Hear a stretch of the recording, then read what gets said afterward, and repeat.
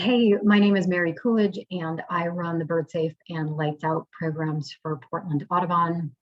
And I know that folks in the Backyard Habitat Certification Program are doing great work out there in the Portland, Vancouver metropolitan area to really improve habitat connectivity for our bird populations. And I'm going to talk a little bit today about the importance of managing hazards so that we can help our bird populations thrive. So a little bit about what we're going to do today. We're going to talk about light pollution. I'm going to go over natural light dark cycles and the importance of dark skies. Why do we care about this? What the primary impacts are from an ecological health standpoint, human health and safety, energy and climate change, and then talk about some action items, what folks can do at home. And then we're going to move on to window collisions and talk about research on the issue, the magnitude and scale of the problem, and what the solutions are, so what folks can do at home. So to start out with, let's take us into the Wayback Machine. For 4.5 billion years, there was no artificial electric light on this planet. And all of our biological systems evolved under these regular cycles of bright days and dark nights. That set up all of our biological processes to be governed by these light dark cycles. That's what we call circadian rhythms. And unfortunately, in the last 140 years or so since the installation of electric lighting on our streets, we have really started to light the night on a global scale. And today we know from the US Census Bureau that over 80% of people in the United States live in urban areas. So that means most people are awash in light all night long, from things like street lights and billboards and sports field lighting and that kind of thing. And this is how we get there. So we have a tendency to light our nights with fixtures that are overly bright, that aren't very well shielded, that are aimed up or aimed out, that are throwing a lot of light into the sky. Folks who live in the Portland area are probably pretty familiar with seeing parking lots like this in the middle of the night, totally empty and really illuminated. Also billboards lit from the bottom up. So all of that light is cast onto the billboard, but then right on up into the night sky. So when we're looking for a definition of light pollution, we tend to say excessive, misdirected, wasteful, and obtrusive artificial light at night. So light that is on when we don't need it, that is too bright, and that is throwing a lot of light up into the sky. This is something called the Bortle scale. This was developed in 2001 by a guy named Bortle to help amateur astronomers evaluate the relative darkness of their observation sites and the encroachment of light pollution. So if you read the scale from right to left, you see over here on the right is a #1 excellent dark sky site. And over here on the left is an 8 or 9 inner city sky. And if you're looking at this from right to left, you see the relative loss of stars as we have an increasing amount of light pollution. Over here is Portland. If you're anywhere near the city center, you're really pretty much in that 8 or 9 inner city sky. There are some more outlying areas where you get a little bit better view of the stars, but in general, we have quite a bit of light pollution. This is something called the New World Atlas of Artificial Sky Brightness. It was developed in 2016 by a team of Italian astronomers and a NOAA researcher, and it is a global map of light pollution. This is an excerpt of the United States. And the scale is pretty much the same as the last slide that we were looking at of the Bortle scale. So white indicates the most light pollution, as well as red is just one step back. Black is the least light pollution, so the most intact night skies.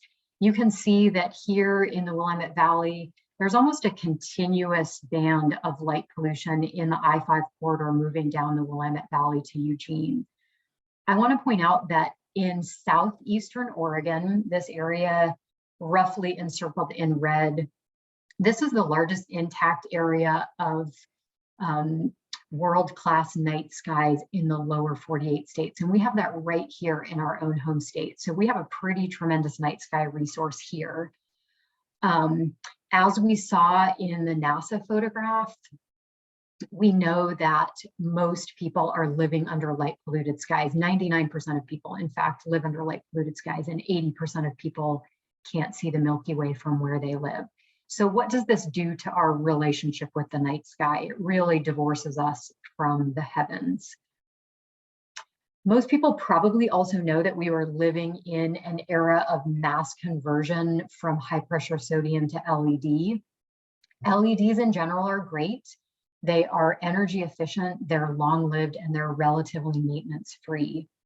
But not all LEDs are created equal. I want to start out by explaining the spectral output of visible light.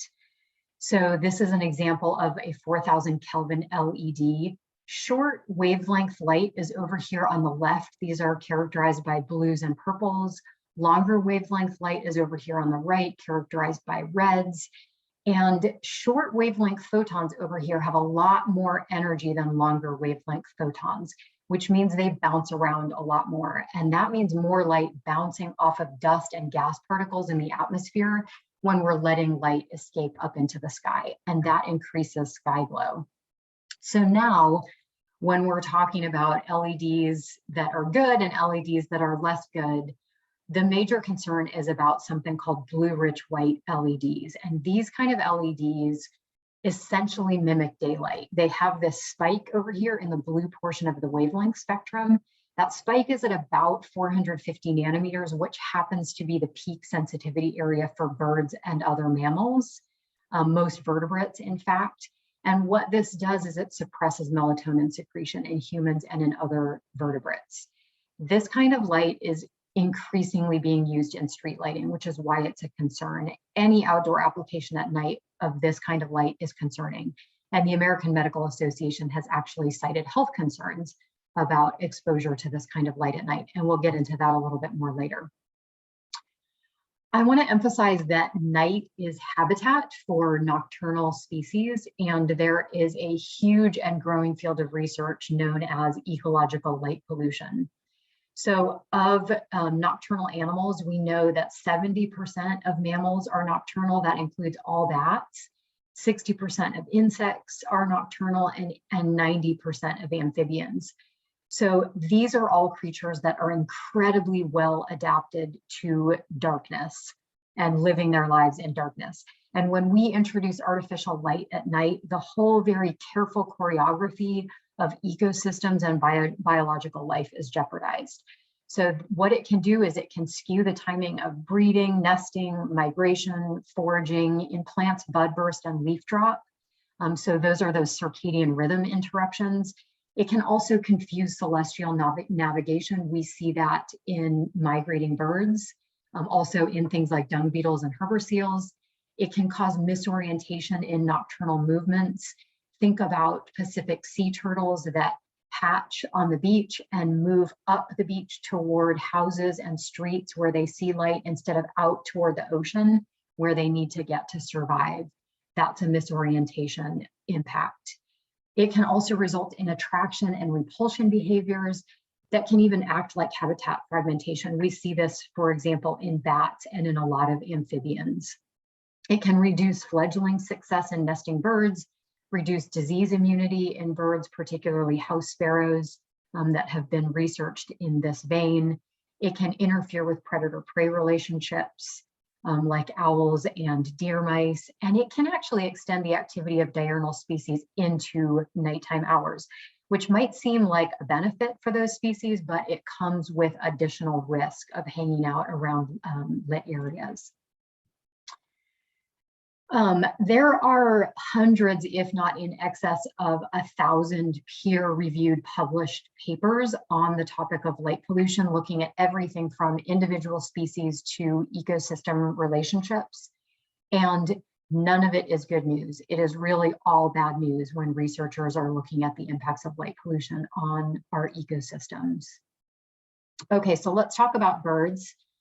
Probably one of the most famous examples of light pollution impacting one of our taxa. So we are currently in the peak of bird migration. Migration lasts for months in spring and months in fall, but there is about a 1-month peak in spring and a 1-month peak in fall. So right now we're about dead center. April 15th to May 19th is our peak in Oregon. And of 70% of North American birds being migratory, 80% of those migrate at night. They do that because the atmosphere is less turbulent, it's cooler at night, they can preserve daytime hours for foraging, and they avoid diurnal predators. They're also using the stars as a map for their movement. And birds will generally take off about 30 to 45 minutes after sunset. They will orient using where they saw the sunset. They'll also be looking at Polaris or the North Star and Orion or the Big Dipper, and they'll fly all night long if conditions are good. That is until they run into areas where they encounter light pollution. So in the top couple of photos here, you may remember this. In May of 2017, 398 birds collided with the Standard Insurance building in Galveston, Texas. All but 3 of them died upon impact. The other 3 were taken to rehab, and subsequently, the Standard Insurance building was compelled to participate in the Lights Out Texas program. I hope they're still participating in that program now. The lower example here is of the NASCAR Hall of Fame in Charlotte, North Carolina. In October of 2019, over 300 chimney swifts collided with that building.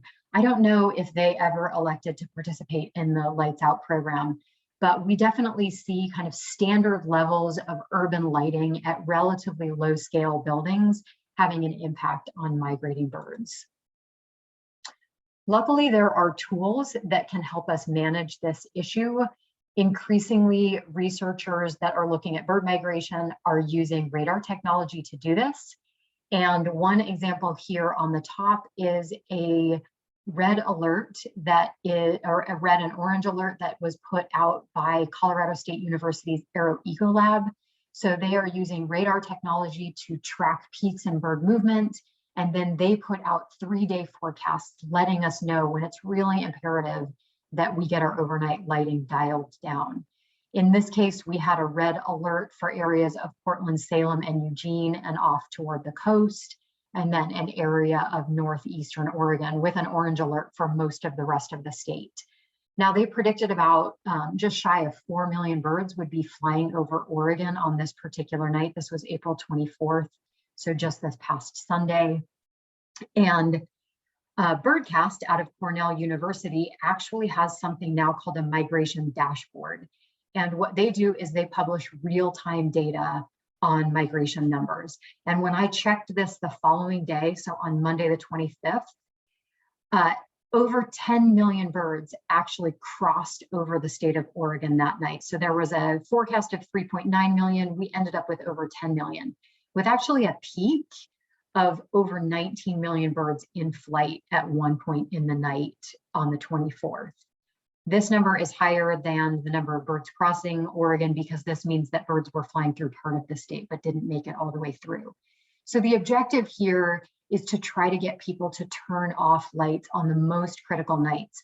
Now, what we really want to do is start to influence our behavior around lighting year round, but it starts with some of these concentrated efforts and getting people used to the idea that we can maybe live with a little bit less light at night. The impacts of light pollution at this point have been demonstrated on over 200 species, representatives from every taxa involved in that. And I want to point out here that research has shown reduced fledgling success in nesting birds, delayed emergence in red-backed salamanders, and reduced disease immunity in house sparrows.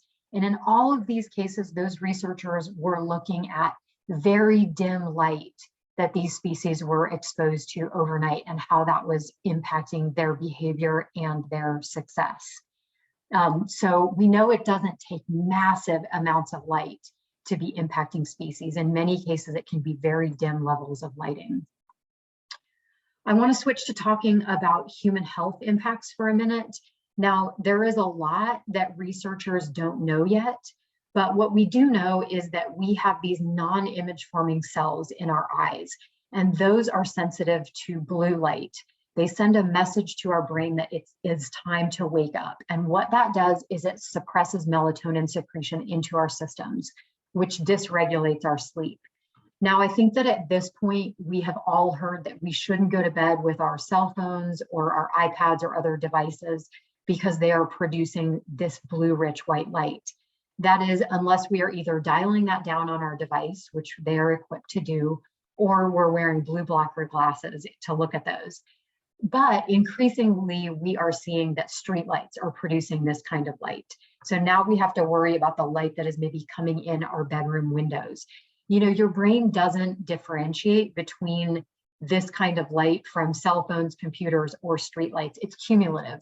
So all of this just adds up and starts to impair our ability to go to sleep. I mentioned earlier that the American Medical Association has cited some concerns about this kind of lighting. So in 2016, they produced a report about blue-rich white light, and they expressed concerns about increased risk of breast and prostate cancers in humans, diabetes, cardiovascular disease, direct retinal damage from looking at this kind of light, and also glare and hazardous driving and walking conditions because of exposure to this light. So they recommended that when municipalities are considering a conversion from high pressure sodium to LED, that they make sure that they're selecting lamps that are minimizing this kind of lighting. That hasn't played out very well in a lot of cities. Some cities have made course corrections and have reduced blue-rich white light in their streetlights. I want to talk about safety. We have a tendency to think that brighter means safer, and that's just not really true. We need to start thinking about more thoughtfully designed lighting rather than just more light. So overly bright lighting creates pools of intense lighting adjacent to deep dark shadows, which just provides concealment for criminals or trip hazards, things like that. So if you look at these two photos here, the one on the left shows a photographer taking a photo of an unshielded light on the side of a building. And your eye, when you're looking at something like this, is going to adjust to this bright lighting. It's not going to adjust to the darker areas.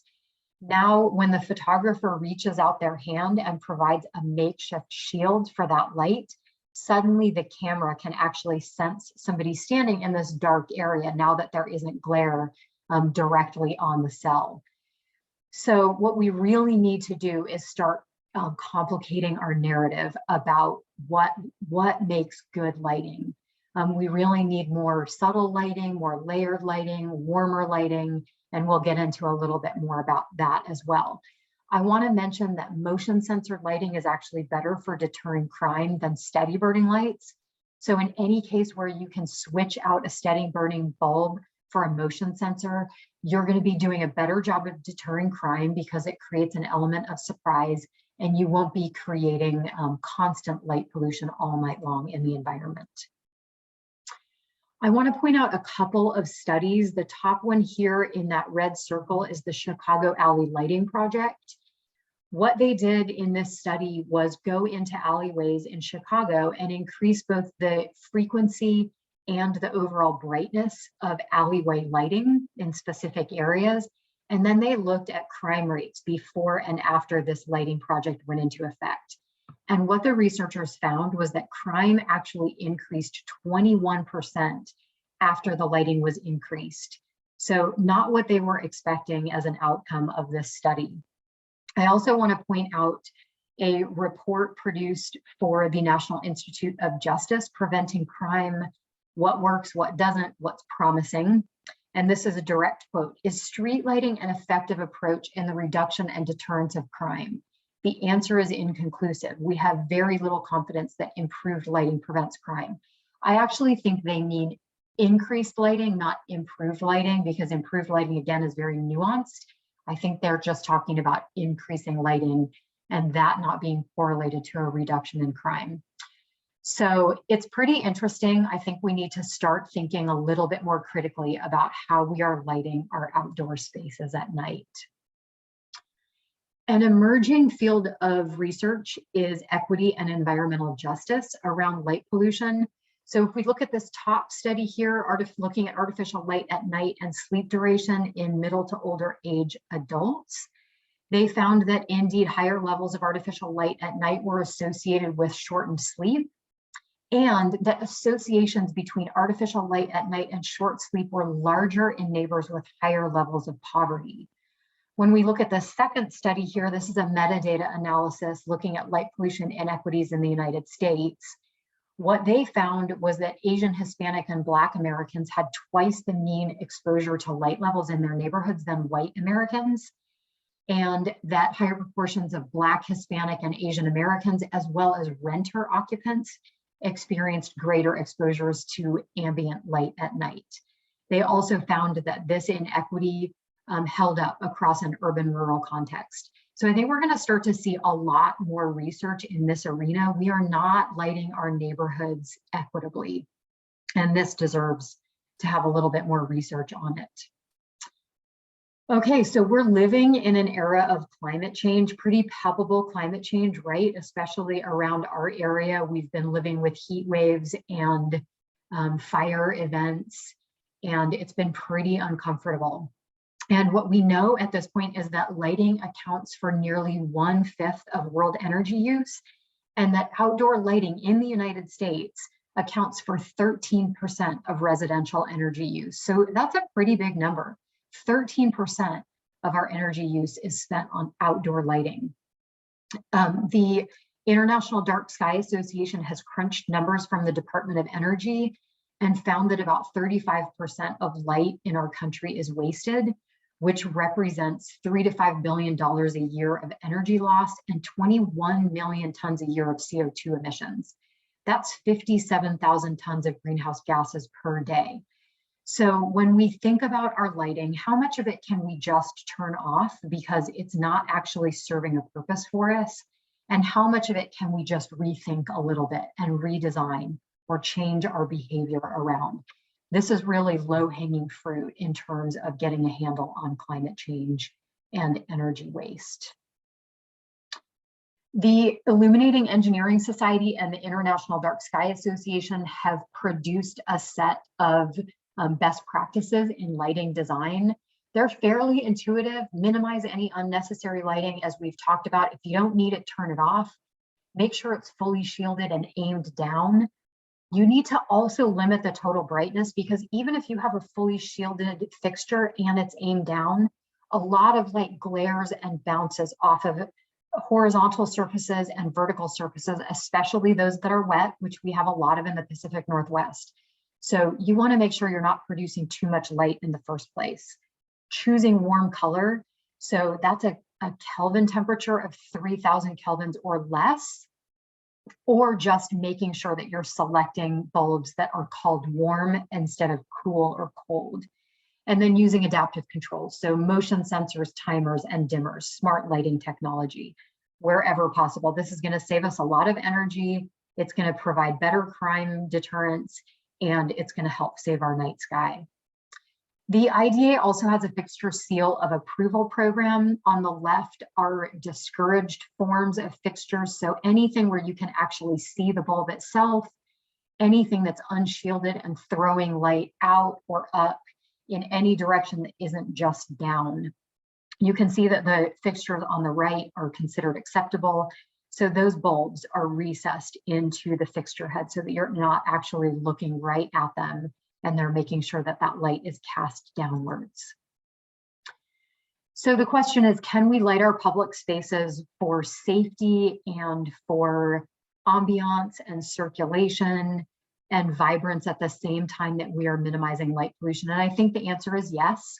There are plenty of examples of public lighting that are relatively low level, that are producing really nice warm light, that are creating nice ambience, that are helping people move around safely, and that aren't creating so much light that it really ends up polluting our skies.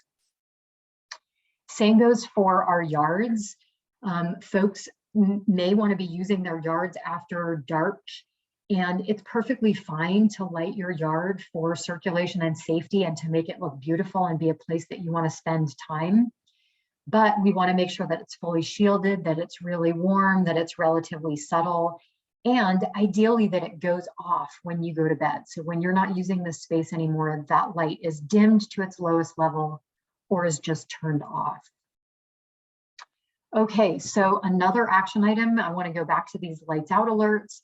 Make sure that you are either following arrowecolab.com/Oregon to look for these lights out alerts through late May. We'll see these again mid-September through mid-October. You can also follow Portland Audubon's social media. So our Instagram account, our Twitter account, and our Facebook account will all be showing these alerts. And then the Backyard Habitat Certification Program social media will be doing this as well. And then just for fun, watching Birdcast the next day to see what our real migration numbers looked like. It's really pretty cool stuff. You can also take the pledge to go lights out at home. This is a program that Portland Audubon has that asks you to follow best practices in lighting year round, close your blinds during migration season so that your interior light isn't contributing to light trespass. We will send you a yard sign. And if you have a street light that's shining into your bedroom at night, we can help you request a street light shield from the Portland Bureau of Transportation. I wanted to give an example here of a motion censored light bulb. So this is an Alcora light. It's 12 watts, which sounds pretty low compared to old incandescents, but this is actually a fairly bright light. I have this as my front porch light, and it has a motion sensor in the tip of it. So that turns that porch light on if somebody or something comes up onto my porch at night. It's rated a 3000 Kelvin temperature bulb. So you see that's marked right here on the side of the package. And here's just an example of good lighting practices. So take the pledge to go lights out. Okay, we're going to transition to talking about window collisions. We know from years and years of research that somewhere between 365 million and 1 billion birds die every year in the US from hitting a window. Even at the low end of that estimate, that's 1 million birds a day.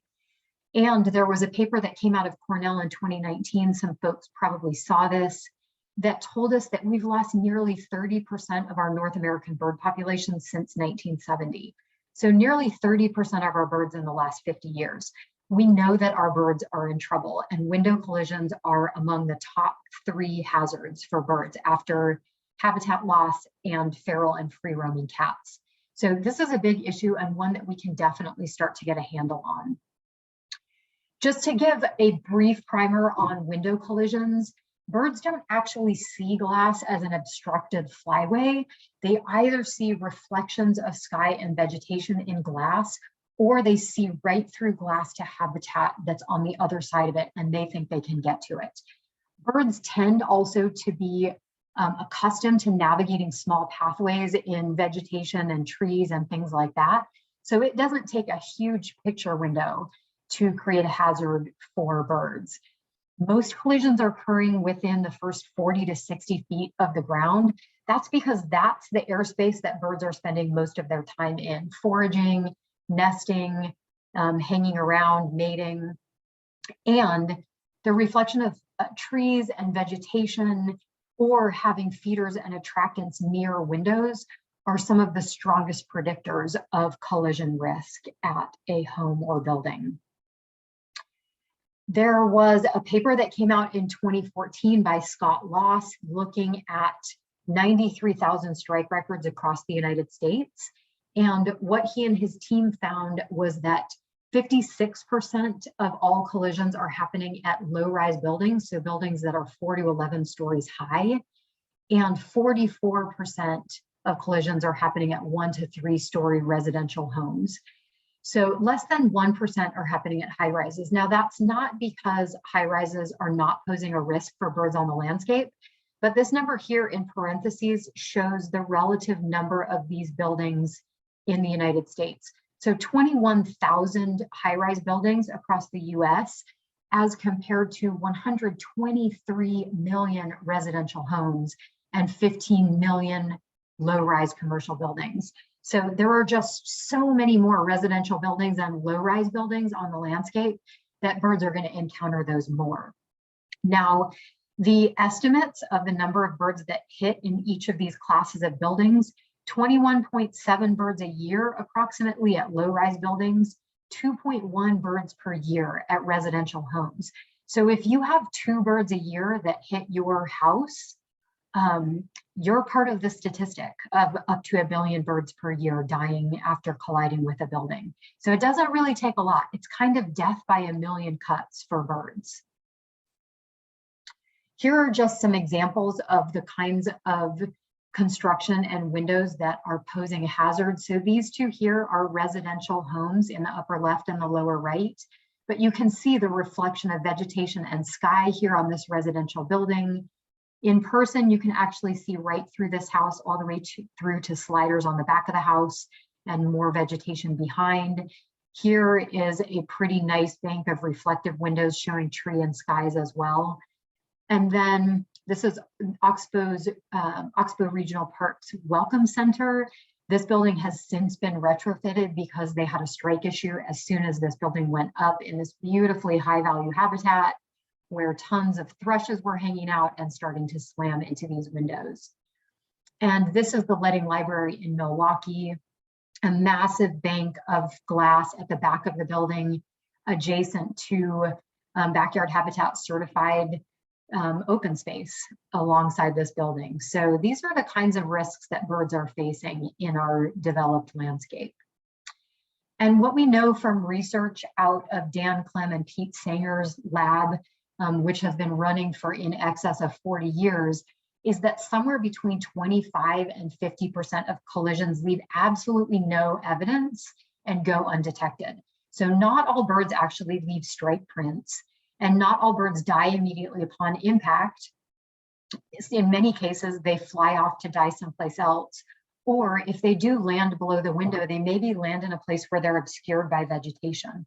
And dead birds are quite small and inconspicuous, I can tell you from having done a lot of surveys like this.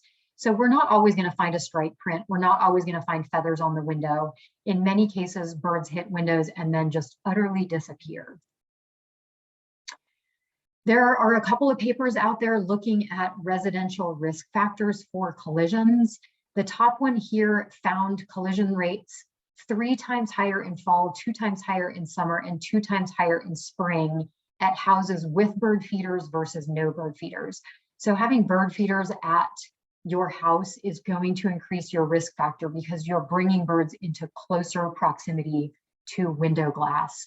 Collision rates were also 4.3 times higher at houses with trees versus those with no trees, and higher again at windows that reflect vegetation versus those that don't. This is another study looking at factors influencing collision risk. And again, they found rural residences with feeders had more collisions than those without feeders. Urban residences with feeders had more collisions than rural residences without them. I see I have a typo here. And older neighborhoods had more collisions than newer neighborhoods. Now that's probably related to tree age and the size of the trees around these homes. Now, the moral of the story is not that we don't want people to have nice, mature trees on their properties. It's that we want people to be treating their windows or taking steps to reduce collisions.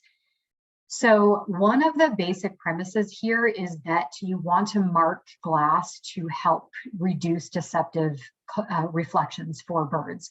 So the idea is that if you're going to use some kind of horizontal element, let's say a horizontal line pattern, those lines need to be spaced no more than 2 inches apart so that an approaching bird, say a chickadee, recognizes that they can't fit between those lines, which they see as an interruption in habitat.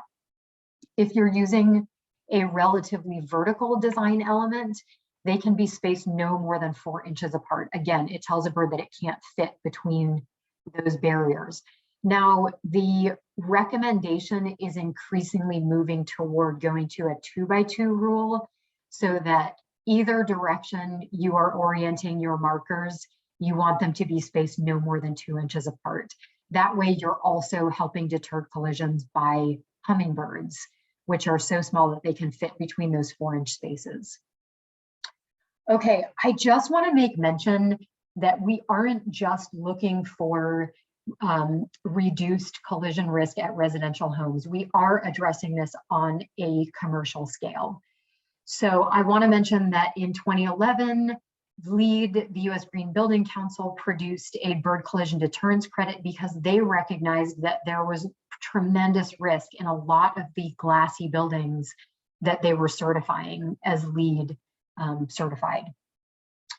In 2015, we got the city of Portland to incorporate bird safety into their green building policy, followed by 2018 when BirdSafe exterior glazing was made part of the Central City 2035 plan, which means that buildings in the downtown Central City area have to mark their buildings for birds if they have any more than 30% glazing on any one surface of their building.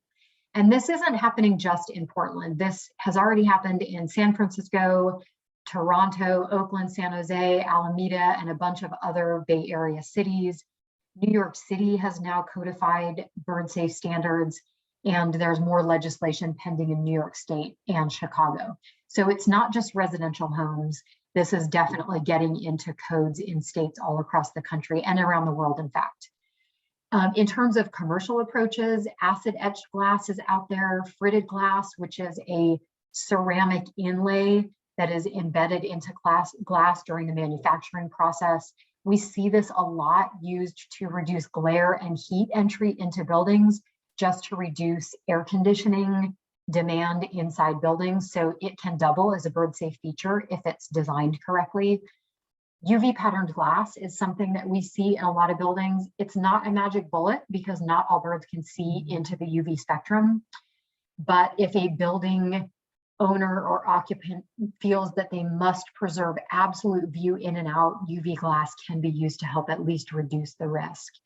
And then in commercial applications, we see exterior framework of various kinds going in. So it may be louvers to help reduce solar heat gain or heat coming into the building. It may be safety walls like we see at Fire Station 21, adjacent to the Hawthorne Bridge, or in the case of the Tracy Aviary, you know, because their brand is birds and rehabilitating birds, they really had to do something to their glassy building. So they did this beautiful metal exterior. Things that you can do at home. One of the easiest things that you can do is actually position your bird feeder less than 2 feet from your windows. Best if it even just hangs on your window. So this is a view of an Anna's hummingbird sitting at a bird feeder on one of my home windows, providing nice bird TV for my dog and my cat. The hummingbird doesn't seem to mind at all.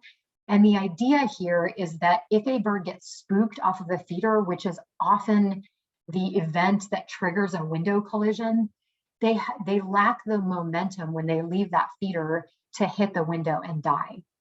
So they might glance off the window at relatively low speed and be just fine. So that's one of the easiest things you can do at a relatively low cost. Get those feeders right up next to the window. If you can't get feeders on your window, move them more than 30 feet away. Now, again, that is not a magic bullet, but we at least create a little bit more space between the feeder and the window so that birds are at a little bit less risk there. There are all kinds of DIY things that can be done. First, I want to point out insect screens. So most home windows, especially if they're operable, are going to come with insect screens from the manufacturer at no additional cost. So having screens on your windows helps reduce the reflection and also dampen the momentum with which a bird hits that window if they fly toward the window, even though there's a screen there. So it provides a little bit of a trampoline effect. You can use decals. The catch about decals is that they must be spaced much more closely together than the packaging would indicate. So this is actually a window at my workplace where I cut decals out of contact paper that I bought at Fred Meyer. I traced a bird silhouette onto them, cut them out, peeled them, and stuck them to the outside of the window. This is an incredibly inexpensive way to go. It's something that you can do with your kids, assuming you have kid-safe scissors. It can be fun, and this way it's very customizable. So you can do a higher concentration of decals on windows that are showing higher risk. So again, you want to try to get these to comply with the 2x4 or 2x2 rule. The American Bird Conservancy produces something called BirdSafe. And this, you get a roll of tape, it's really inexpensive, and you roll it out yourself on the window. It's a little bit challenging to get it to be very evenly spaced. So it takes somebody that's a little type A. You have to have a strong attention to detail to get this to line up correctly on your window, but it's absolutely something you can do yourself. This is something called a Copian bird savers. It's paracord that hangs in front of the window. You can order this online and have it customized to your window dimensions, or you can go to a place like Andy and Bax or any other camping supply store, and you can buy a massive roll of paracord and you can make these yourself on your windows. Again, this is something that you could do with your kids. These hang about every 4 inches and help interrupt deceptive reflections for birds. There's also something called kaleidoscope dot pattern. And the only thing on this window is these dots. So these roll on with tape. You sort of rub it into place and then you peel the tape backing off and it just leaves these dots. That still preserves the view unobstructed in and out of your windows. You can also get super creative. You can draw on your windows. This is an image from the University of British Columbia, where folks up there used Sharpie oil-based paint pens. And what they did is they projected images onto the windows of their campus buildings, and they got volunteers who would come in and trace the images that were projected onto the windows. So they didn't even have to have an artistic talent, really. They just had to be able to trace.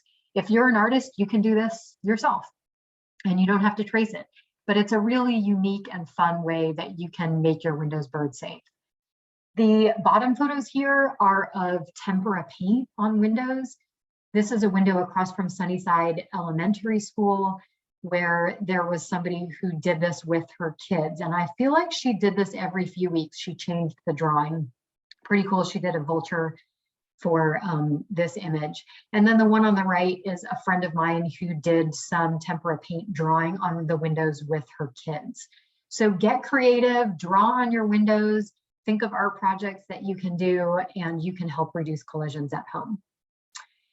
If you have any questions, feel free to contact me at mcoolidge@audubonportland.org. Also check out our tips page. If you just Google Portland Audubon reducing collisions at home tips, you'll find that webpage, no problem.